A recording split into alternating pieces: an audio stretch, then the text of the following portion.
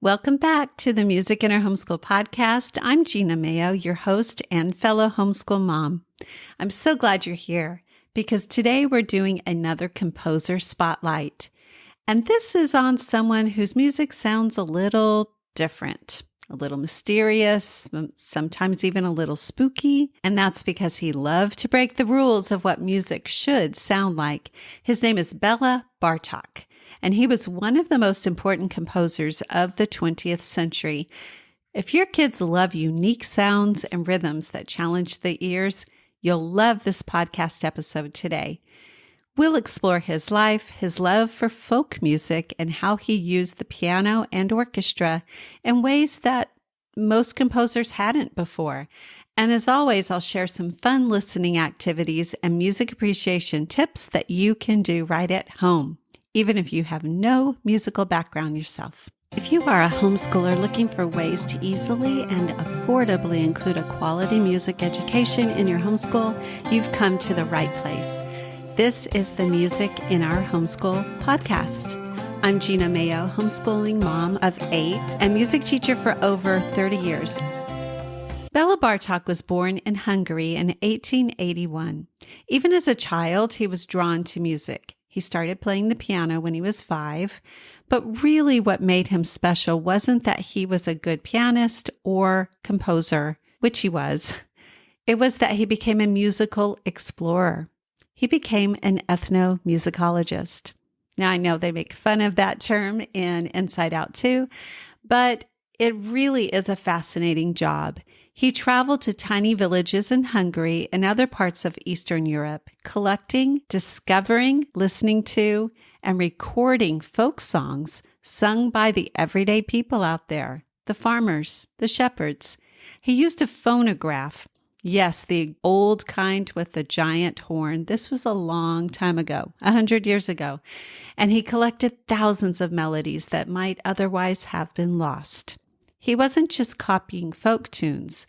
Bartók studied them, learned from them, and blended their styles into his own music.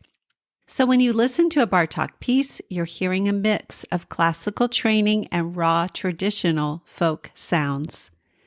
Bartók's music can sound strange at first, especially compared to a composer such as Mozart or Beethoven. He used unusual scales, asymmetrical rhythms, and dissonance, which means that the music doesn't resolve in the way that we're used to. But that's what makes it so fun to explore with kids. For example, one of his most famous solo piano pieces is called Allegro Barbaro. It's wild and bold, full of pounding rhythms and sharp harmonies.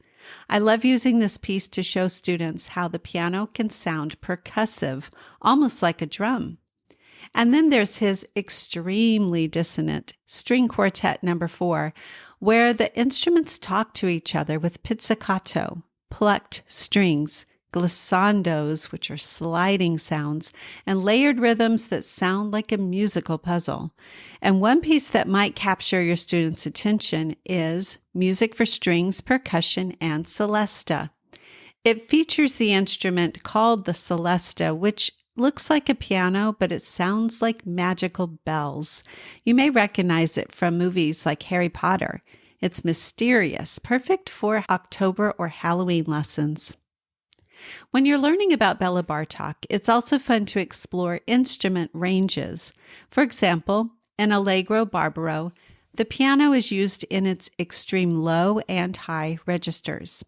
His string quartets stretch the violin and cello to play outside their usual comfort zones. And in Concerto for Orchestra, Bartók showcases every section of the orchestra.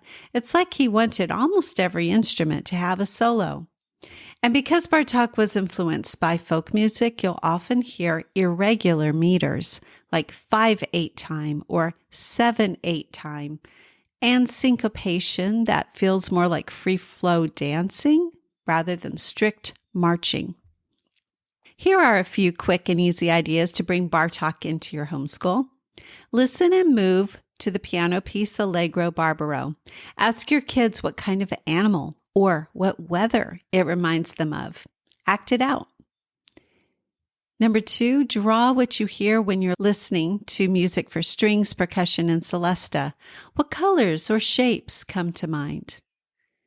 Number 3, try clapping the unusual rhythms in his folk-inspired dances like 6 dances in Bulgarian rhythm.